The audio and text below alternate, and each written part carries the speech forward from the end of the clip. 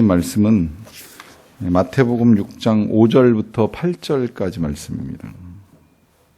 마태복음 6장 5절부터 8절까지 말씀입니다. 신약성경 8면 5절부터 8절까지 말씀을 다 같이 한 목소리로 받들어 읽겠습니다. 또 너희는 기도할 때에 외식하는 자와 같이 하지 말라. 그들은 사람에게 보이려고 회당과 큰 거리 여기에 서서 기도하기를 좋아하느니라. 내가 진실로 너희에게 이르노니 그들은 자기 상을 이미 받았느니라. 너는 기도할 때에 내 골방에 들어가 문을 닫고 은밀한 중에 계신 내 아버지께 기도하라. 은밀한 중에 보시는 내 아버지께서 갚으시리라. 또 기도할 때에 이방인과 같이 중언부언하지 말라. 그들은 말을 많이 하여야 들으실 줄 생각하느니라. 그러므로 그들을 본받지 말라. 구하기 전에 너희에게 있어야 할 것을 하나님 너희 아버지께서 아시느니라. 아멘. 아이들을 붙잡고 기도를 해줄 일이 근간에 조금 여러 차례 있었어요. 우리 교회 아이들 중에 손 다친 아이가 있어서 주일날 눈에 뜨길래 붙잡고 기도를 해주는데 가만히 기도를 같이 듣고 아멘 그러고 이제 응답을 합니다. 기도 끝나니까 또 그 옆에 있는 아이가 얜 발 다쳤어요 그러면서 이렇게 보니까 발에 기부스하고 있더라고요. 그래서 이제 발을 붙잡고 기도를 해줬어요.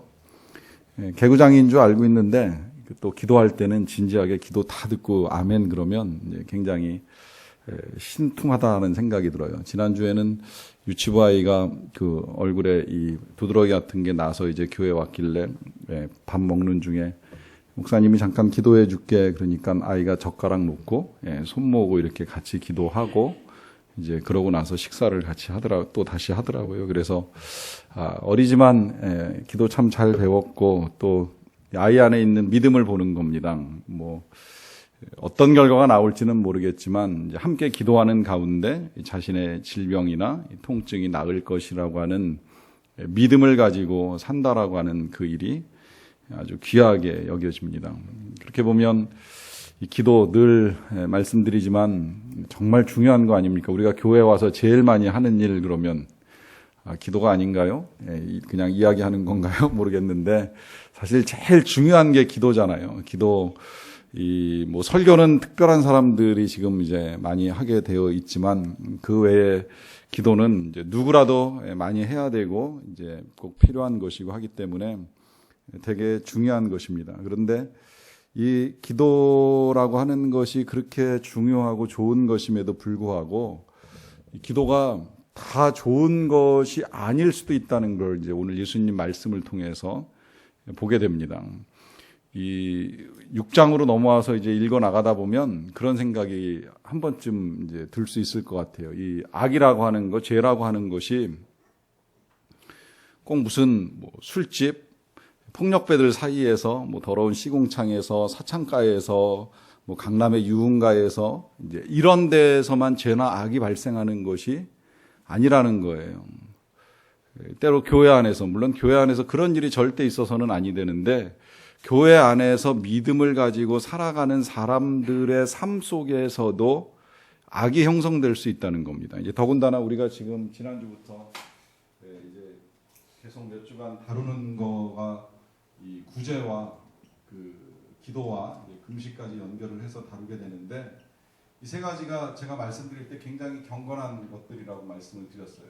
사실 그렇잖아요. 남을 도와주고 하나님께 나아가 기도하고 더 간절한 마음으로 기도하기 위하여 금식까지 한다면 더할 나위 없이 경건한 것들이라고 할 수 있는데 이것도 자칫 잘못하면 악에 빠질 수 있다라고 하는 거예요. 그래서 예수님이 이 주제를 가지고 하나하나 짚어가면서 또 반복해 가면서 이것도 잘못될 수 있으니까 이러이런 주의를 하라라고 하는 당부를 해주신 거를 이제 저와 여러분들이 읽고 있습니다. 왜 악에 빠지느냐라고 하는 결론부터 말씀드리자라고 한다면 이제 예수님 자주 말씀하시는 것 중에 사람에게 보이려고 한다라고 하는 것 때문에 그래요. 사람에게 보이려고. 참 중요한 말씀인데 이 말씀이 또 한편으로 생각해 보면 해석하기에 따라서 오해의 소지가 굉장히 큽니다. 사람에게 보이려고 하는 것이기 때문에 구제 안 한다, 기도 안 한다, 금식 안 한다, 난 그런 거 안 한다. 이것도 또한 잘못된 거죠. 하지 말라는 이야기가 절대 아닙니다. 우리가 이거 계속 다루는 과정 중에 주의할 것, 구제하지 말라, 기도하지 말라, 금식하지 말라 절대 아니에요. 구제도 해야 되고 기도도 해야 되고 금식도 해야 됩니다. 단 사람에게 보이려고 하지 말라고 말씀하셨는데, 그러면 사람 보는 데서는 절대 하면 안 되느냐? 그것 또한 절대 아닙니다. 실은 사람 보는 데서 안 할 수는 없는 것들이에요. 또 사람 보는 데서 하게 되고, 예수님도 실상은 사람 보는 데서 이런 것들을 다 하셨기 때문에 복음서에 그게 다 기록이 돼 있는 거예요. 사람 고쳐주는 거, 도와주는 거, 먹여주는 거 다 사람 많은 데서 하셨잖아요. 또 금식은 뭐 노출하셨는지 안 하셨는지 모르겠지만 어쨌든 나중에 노출됐으니까 40일 광야에서 금식하시고 시험 받으신 거 알려진 걸로 보면 금식 노출됐고요. 기도는 말할 것도 없어요. 기도는 예수님이 물론 뭐 밤에 혼자 기도하시고 새벽에 깨어 기도하시는 일도 있었지만 사람 보는 데서 여러 번 기도합니다. 그 오병이어가지고 5,000명 먹이실 때 하늘을 들어 감사기도 하시고 떡을 나눠주시고 물고기 나눠주시죠. 또 성찬하실 때도 제자들 보는 데서 기도하시고 나서 또 떡 나눠주시고 잔 나눠주시고 하셔요. 그리고 뭐 그 외에 마지막으로 제자들을 위해서 축복하고 이제 고난 당하시기 전에 하신 기도는 요한복음 17장에 아주 길게 다 기록이 되어 있어요. 사람들 보는 데서 기도하신 거예요.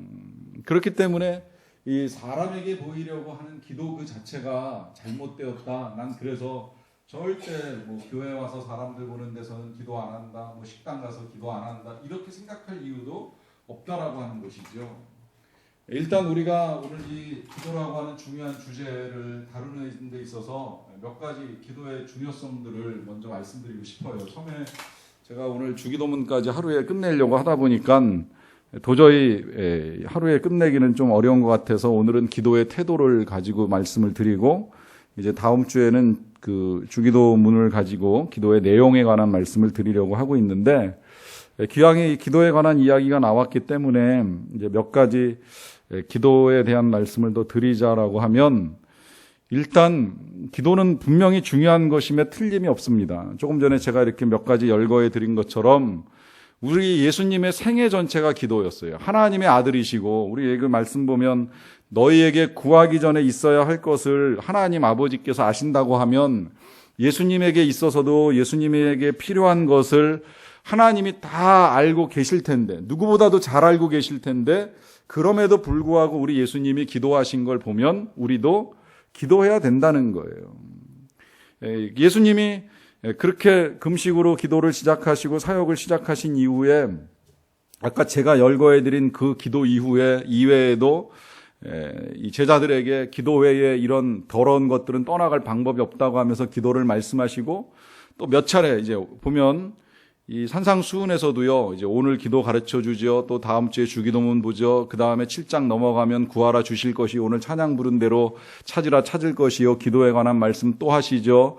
그러고 나서 또 조금 넘어가다 보면 그 정확하게 몇 장인지 기억 안 나지만 아버지께서 구하는 자에게 주시는데 하물며 뭐 떡을 달라 하는데 돌을 주겠냐, 뭐 생선을 달라 하는데 뱀을 주겠냐, 이제 이러면서 기도에 관한 말씀 엄청 많이 해주세요. 그리고 누가복음 넘어가서 보면 기도하다가 낭망하지 말아라. 외로운 여인이 이 재판관에게 나가서 끝까지 줄 때까지 조른 것처럼 하물며 너희 아버지가 너희에게 원하는 것을 주시지 않겠느냐라고 하면서 기도하다 낙심하지 말고 기도하다 포기하지 말라고 얼마나 많이 강조해 주셨는지 몰라요. 그리고 예수님 자신이 기도의 모범 보여주시고 마지막에 겟세마네 동산에서 3번이나 똑같은 기도 들으시는 것도 보여주시고, 그리고 십자가에 달려서 7마디 하시는데 그 말씀 중에도 적어도 3번이 기도해요. 용서해달라고 하는 기도하시고, 또 내 영혼 받아달라고 하는 기도하시고, 또 하나님을 향하여 왜 나를 버리셨냐고 하는 탄식까지 기도로 결국은 마무리하시고 숨을 거두십니다. 그렇게 보면 기도가 얼마나 중요한가라고 하는 걸 우리가 알 수 있는데, 그럼에도 불구하고 이 기도에 관한 이야기를 하다 보면 한결같이 기도가 어렵다는 이야기를 참 많이 들어요. 기도가 어렵다.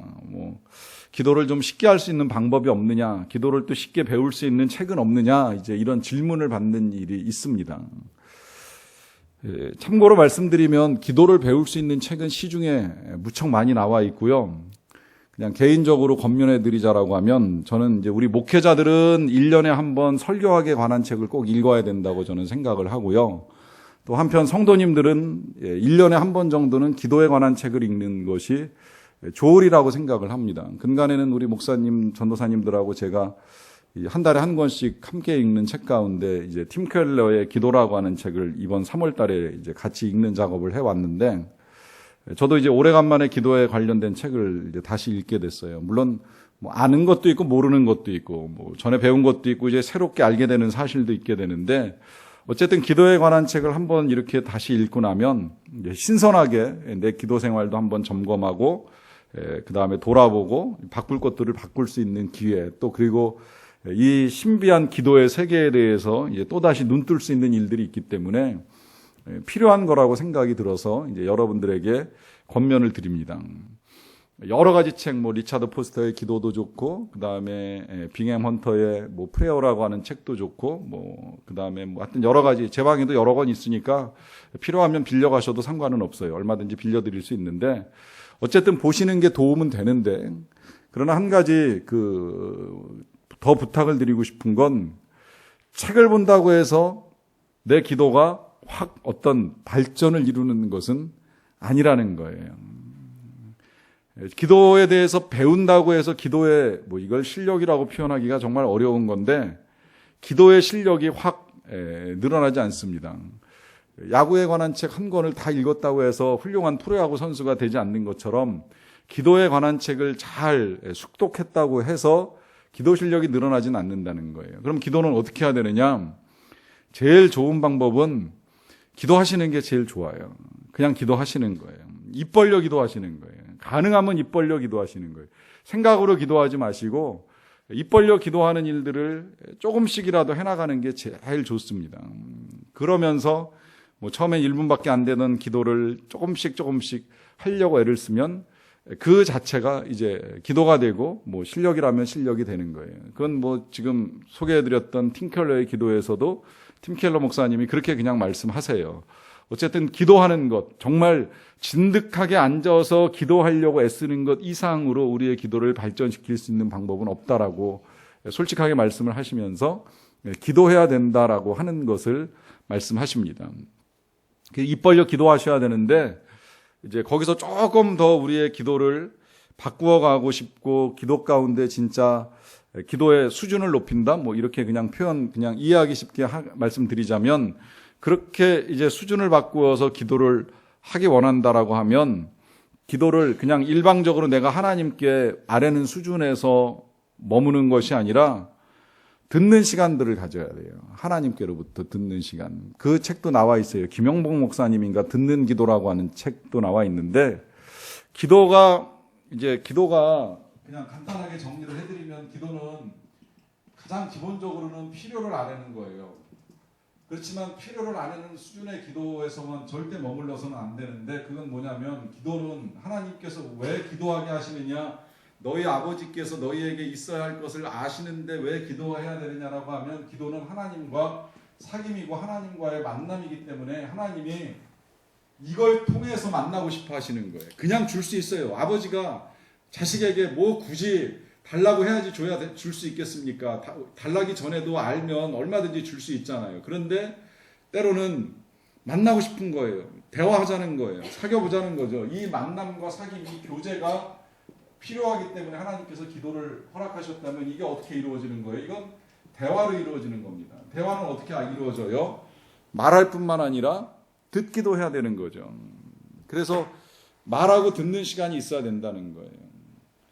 그 들음 속에서 이제 우리가 하나님께 나아가는 또 하나의 일이 이루어지는 건데, 이거 자체도 어렵기는 할 거예요. 어떻게 듣지? 우리가 하나님께로부터 정말 들을 수 있는 거야?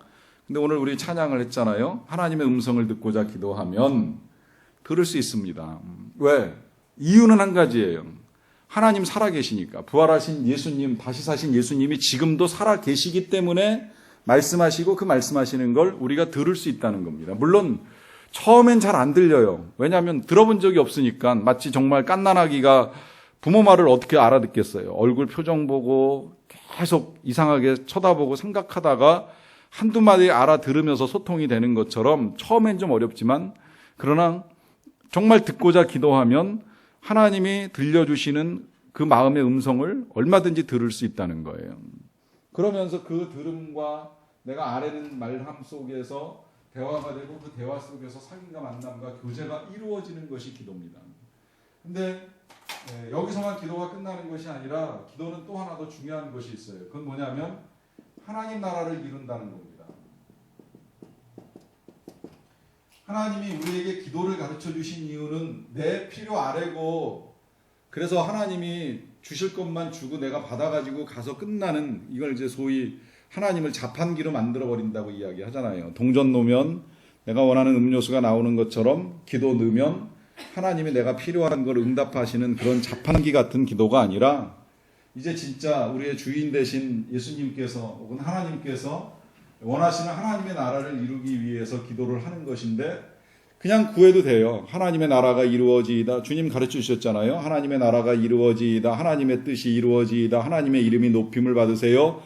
이렇게 기도하셔도 전혀 문제가 되지는 않지만, 여기서 이제 조금 더 발전시켜서 2번과 3번을 이제 묶여가지고서 이제 이야기하자라고 하면 이렇게 기도가 바뀌는 거죠. 그럼 내가 하나님의 나라를 이루기 위해서, 나의 가정에서, 내가 섬기는 교회에서, 내 직장에서 하나님의 나라를 이루기 위해서 하나님, 내가 오늘은 뭘 해야 될까요? 물어보고 들어보는 거예요. 그럼 하나님이 오늘 네가 할 일은 뭐 섬기는 거다, 사랑하는 거다, 도와주는 거다, 격려하는 거다, 품어주는 거다, 덮어주는 거다 말씀하시는 것이 있으면 이제 필요가 뭐겠어요? 필요가 바뀝니다. 어떻게 바뀌어요? 그럼 그렇게 할 수 있는 마음을 나한테 주세요. 재정이 필요하면 그렇게 할 수 있는 재정을 주세요. 그게 도저히 용기가 안 돼서 안 된다 그러면 그렇게 할 수 있는 담대함을 주세요. 그게 진짜 필요가 되는 거예요. 그 필요가 하나님 나라에 맞아 떨어지면서 응답의 역사가 나타나는 겁니다. 이것이 이제 예수님이 요한복음 15장 7절에서 말한 거. 너희가 내 안에 거하고 내 말이 너희 안에 거하면 무엇이든지 원하는 대로 구하라. 그리하면 이루리라. 우리가 하나님의 나라를 위해서 하나님께 묻고 듣고 그 필요를 아뢰는데 안 주실 게 뭐가 있겠어요? 다 하나님의 나라를 위한 건데 100% 응답입니다. 이게 진짜 기도의 완성이라고 하는 거예요. 하나님이 이것들을 위해서 이제 우리에게 기도를 말씀하시고 기도를 가르쳐 주셨어요.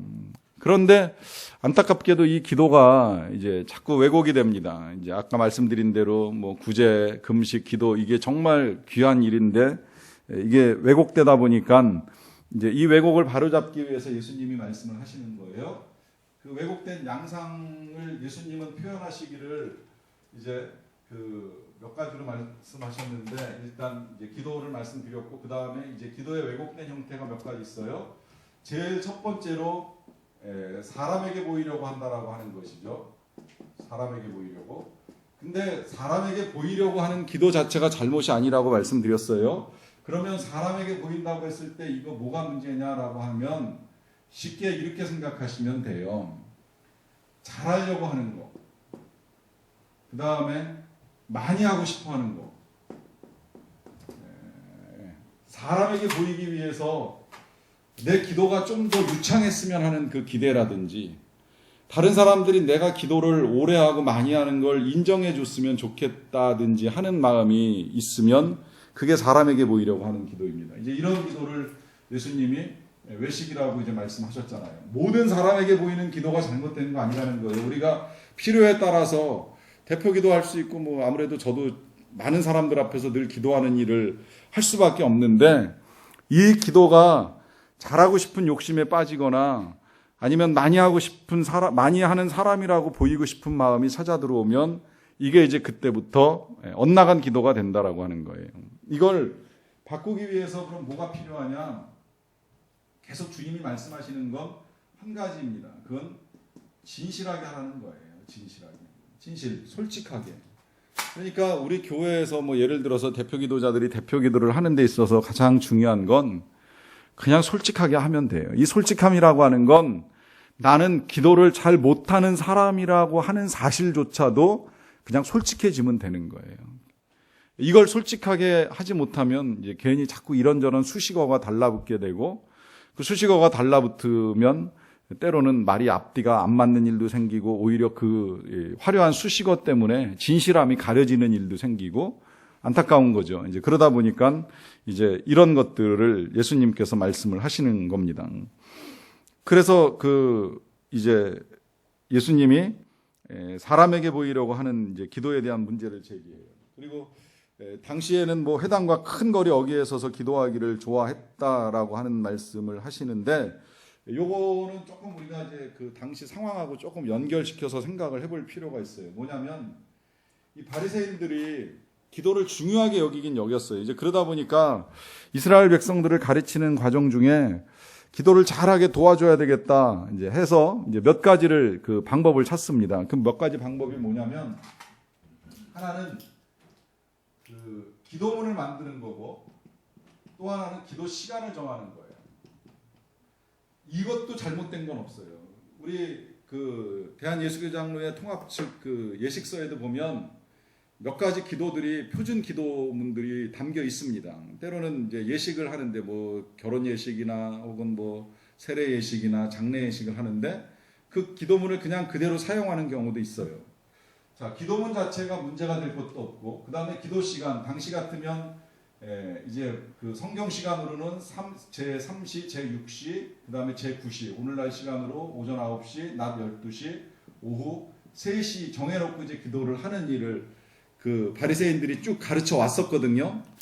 이 자체가 나쁜 건 아닌데 뭐냐면 문제는 이런 형식들이 처음에 만들어질 때는 굉장히 좋은 의도로 만들어졌는데 그 좋은 의도로 만들어진 기도문이나 기도 시간에 진실이 담기지 않으면 이게 사람에게 보이는 기도가 된다는 거예요. 그 대표적인 예로 기도문은 주기도문 생각하시면 돼요.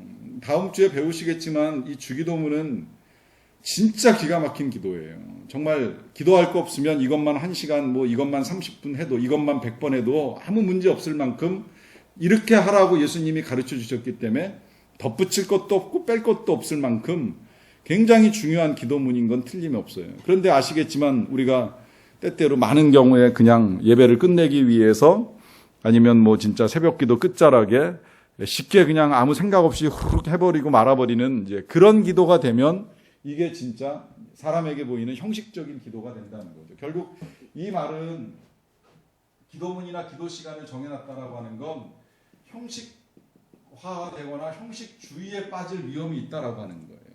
이 형식화의 문제가 뭐예요? 진실, 마음이 담기지 않는다는 겁니다.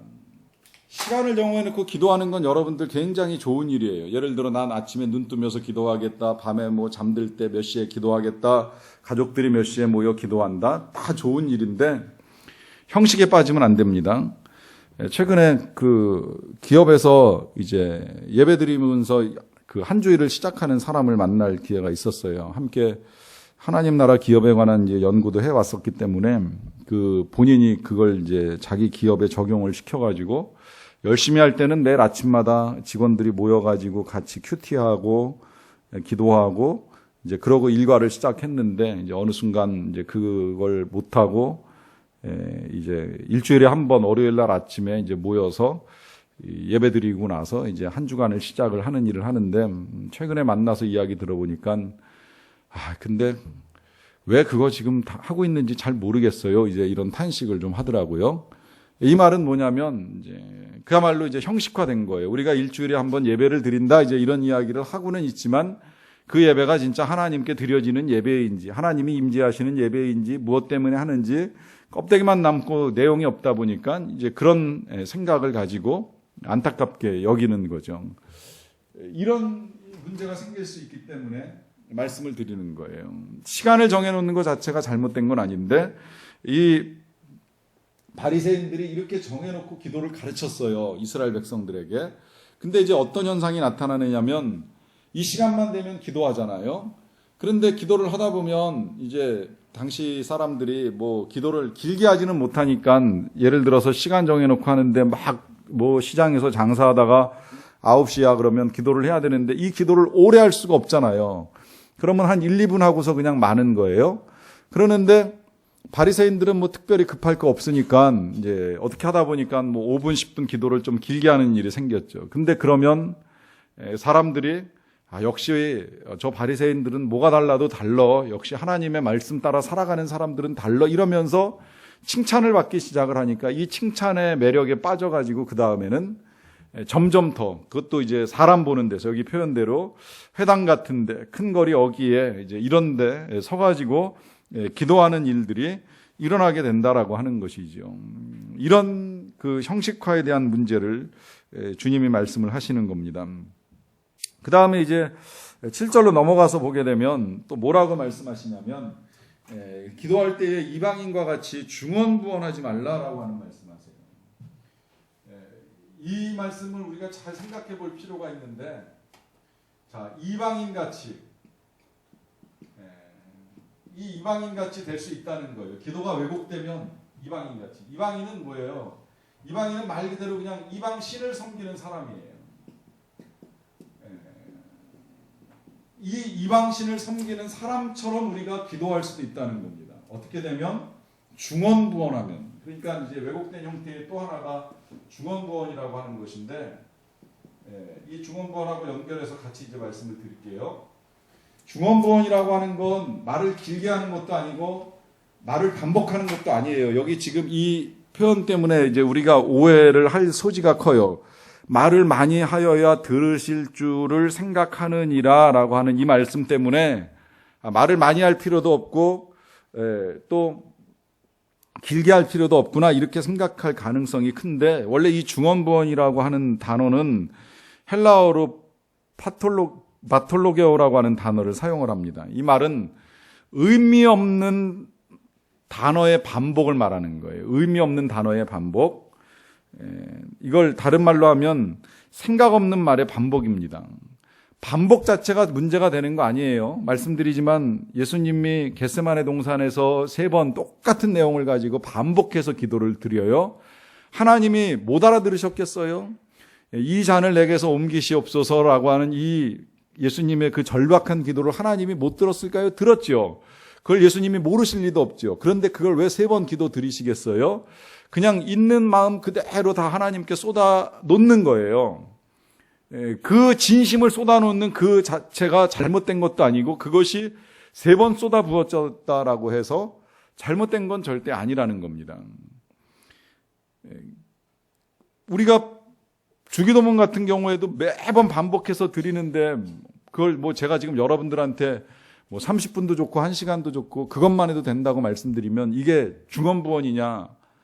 그렇게 말할 수 없는 이유가 뭐냐면 여기에 중심이 담기고 여기에 우리의 진실한 마음이 담기면 아무 문제가 없다는 거예요. 그런데 진짜 아무 생각 없이 하늘에 계신 우리 아버지 일용할 양식을 주옵시고 용서하여 주옵시고 진짜 용서를 구하는 그 절박한 마음이 없이 정말 시험을 이기고자 하는 강하고 담대함이 없이 스쳐 지나가듯이 우리가 그냥 기도를 해버리고 나면 이것도 중언부언이 될 수 있다는 겁니다. 이제 그런 의미에서 이 의미 없이 생각 없이 하는 이 모든 말들을 예수님이 경계하시면서 하시는 말씀이 그렇게 하면 어떻게 되느냐면 우리의 기도가 이방 종교 같이 될 수 있다는 거예요.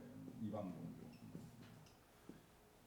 여러분 이렇게 이방 종교 되는 거를 이제 그 소위 기독교의 세속화라고 이야기하는 겁니다. 세속화된 기독교.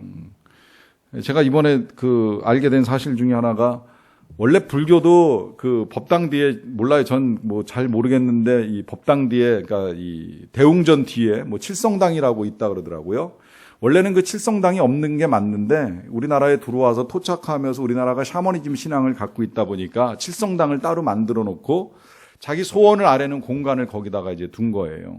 그러다 보니까 이 칠성당에서 이제 소원을 아뢰는 일을 하게 되는데 실상 이 불교는 스스로 불이 될 때까지 돌을 닦는 거기 때문에 아무에게도 구할 필요가 없어요. 자기가 참선해서 도 닦고 도 닦아서 불 되면 끝나는 건데 그러면 사람들이 필요를 아뢰고 소원을 아뢰 수 있는 방법이 없으니까 칠성당을 따로 만들어 놓고 그야말로 이제 계속 비나이다 중언부언하면서 자기의 신에게 아뢰는 일을 만들도록 해 놓았잖아요. 그렇게 이방인들이 이방신을 섬기는 것처럼 우리의 기도도 자칫하면 생각 없이 정말 무조건 비나이다 내지는 무조건 주시옵소서로 이제 하나님의 뜻과 전혀 무관한 것을 그것도 아무 생각 없이 구하는 일들이 일어날 수 있다라고 하는 것입니다. 이런 것들을 묶어서 지금 예수님이 경고하시는 거예요. 자, 이제 그러면 어떻게 해야 되느냐라고 했을 때 중요한 우리의 기도의 태도를 진짜 몇 가지로 다시 정리를 하겠습니다. 제일 첫 번째로 하나님이 말씀하시는 게 뭐예요? 6절에 보시게 되면 기도할 때 어떻게 하라고요? 골방에 들어가라 그래요. 골방.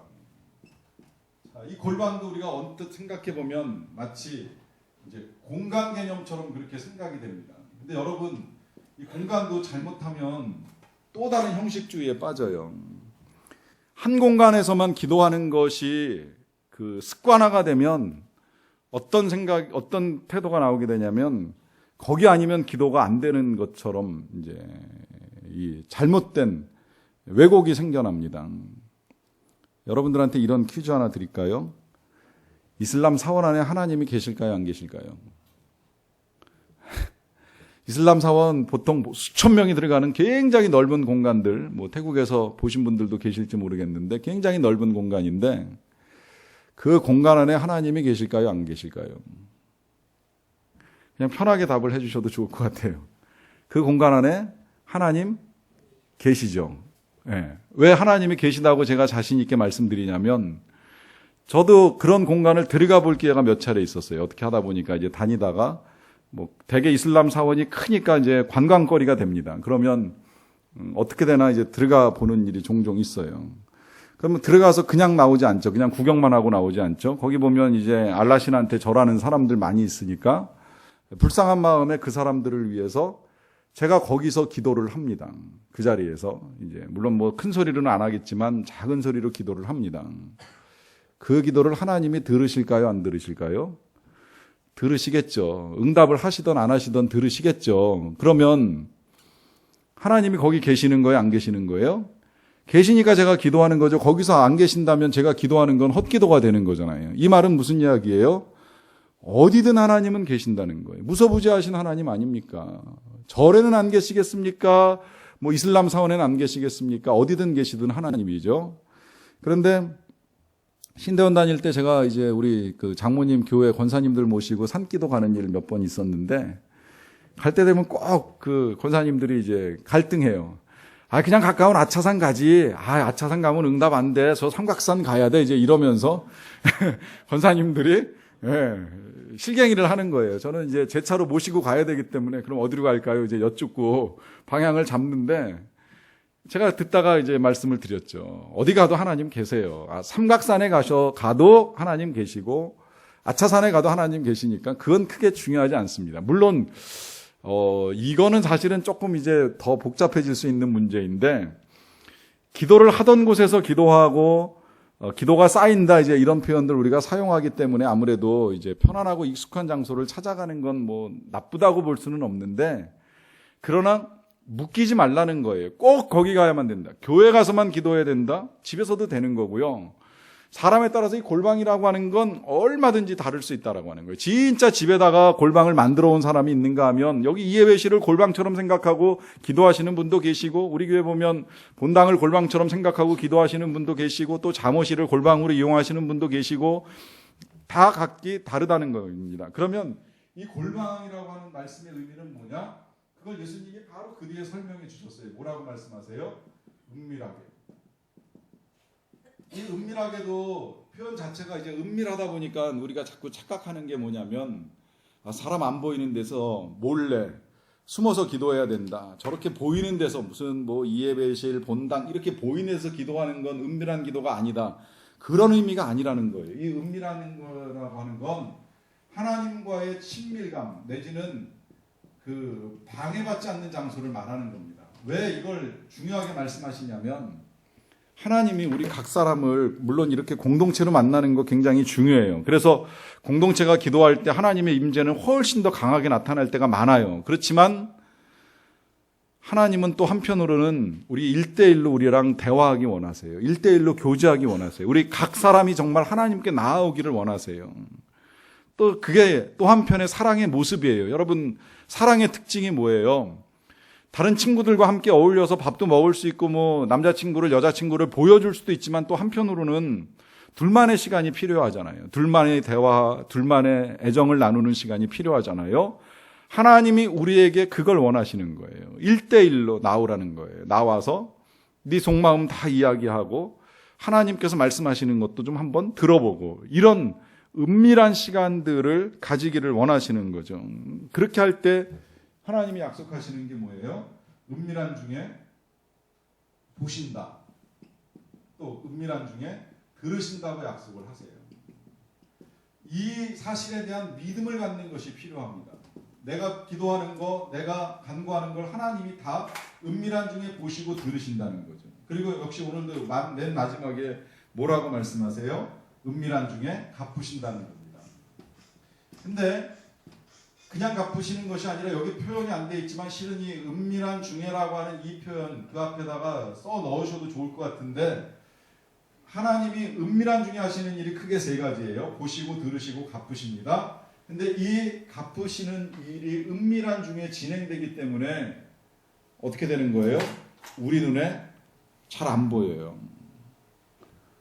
하나님이 들으시는 것도 안 보이시고 보시는 것도 안 보이지만 더 안타까운 건 은밀한 중에 갚으시는 것이 안 보이다 보니까 우리가 자꾸 기도하고 나서 이 일이 이루어지는지 안 이루어지는지 하나님이 응답하시는지 아니하시는지에 대해서 자꾸 의심이 생깁니다. 어떤 경우에는 응답을 받고 나서도 모르는 일이 있어요. 예를 들어 병치유 같은 경우는 요새 기도하고 난 다음에 지난주에 이제 한 분 수술하신 우리 성도님 아버님 같은 경우는 오늘 아침 퇴원하셨죠.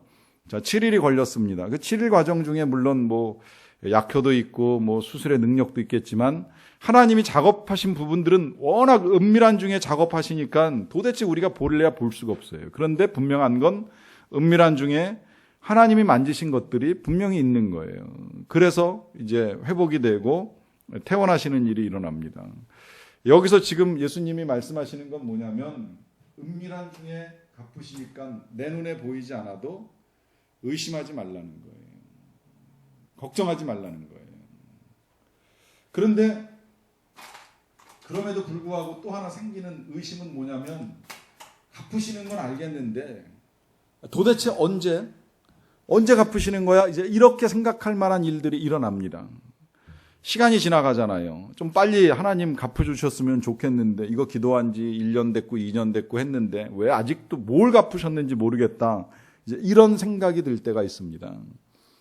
그래서 예수님이 그 6절 앞에 미리 말씀하신 것이 하나 있죠. 뭐라고 말씀하셨어요? 바리새인들은 자기 상을 이미 받았느니라 그래요.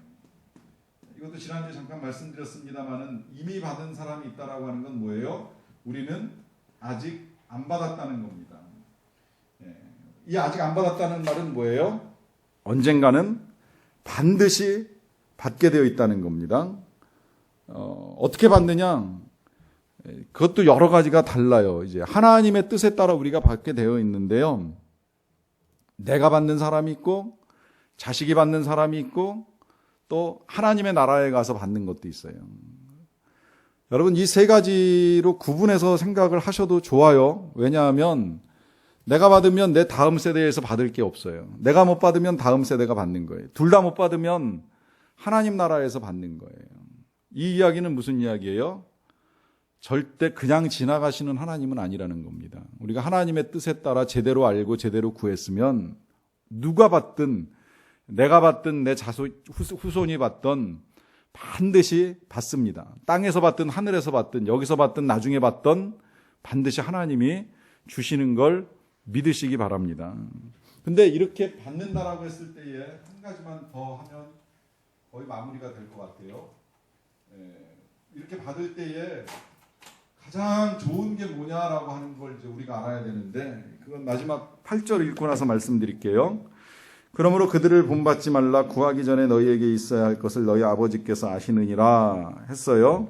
기도는 아버지를 신뢰하며 나아가는 거죠. 하나님을 신뢰하며 나아가는 건데, 자, 그러면 아까 말씀드린 대로 아버지 다 아시는데 굳이 뭐 우리가 왜 기도를 해야 되는가? 아시면 때를 따라 그냥 탁탁탁탁 주시면 되지 뭘 그렇게 기도하라고 하시나?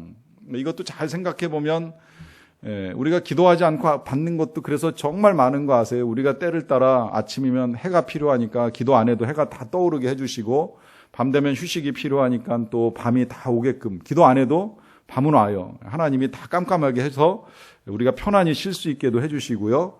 또 때를 따라 우리가 구하지 않아도 비 내려주시고, 뭐 우리가 살아갈 수 있는 뭐 여러 가지 이 산소 등등을 공급하시면서 구하지 않아도 주시는 게 생각보다 일단 많다는 거예요.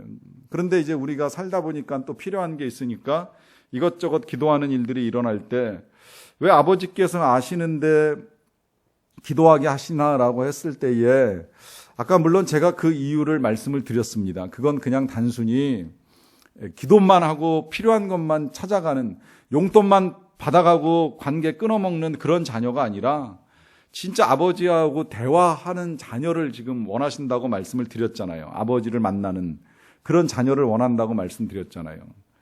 자, 그럼 여기서 생각해야 될 건 이겁니다. 왜 하나님이 우리와 그렇게 만나기를 원하실까? 왜 그렇게 기도를 통해서 우리가 하나님께 나아가기를 원하실까? 그래서 때로는 정말 절박하게 매달리지 않으면 안 될 상황까지 몰고 가시면서 왜 하나님을 찾게 만드는가? 여기서 우리가 이 사실을 꼭 아셔야 됩니다. 진짜 우리 안에 있어서 최고의 상이 무언가? 우리가 하나님께 받는 최고의 상은 무엇인가? 그건 하나님 그 자체입니다. 하나님 그분을 우리가 있는 그대로 만날 수 있고 알 수 있으면 이거보다 더 귀한 게 실은 우리에게 없는 거예요. 우리가 자꾸 세상에서 이것저것 구하고 목말라하고 필요하게 생각하는 건 하나님을 제대로 못 보고 못 만났기 때문에 자꾸 다른 걸 통해서 우리 하나님으로 채워야 될 영혼의 빈자리를 채워가려고 애를 쓰는 거거든요. 이걸 바꿔주고 싶으셔가지고 우리 하나님께서 기도하면서 하나님께 나아오기를 원하시는 겁니다. 그런 의미에서 팀 켈러가 한 말씀 하나 인용하고 마무리할게요. 하나님은 우리가 행복해지는 수단이 아니라 행복 그 자체이시다. 그 행복 자체이신 하나님을 만나도록 하나님께서 저와 여러분들을 기도의 자리로 초청하고 계십니다. 그 하나님 만나는 상급이 저와 여러분들의 기도에 넘치기를 축원합니다.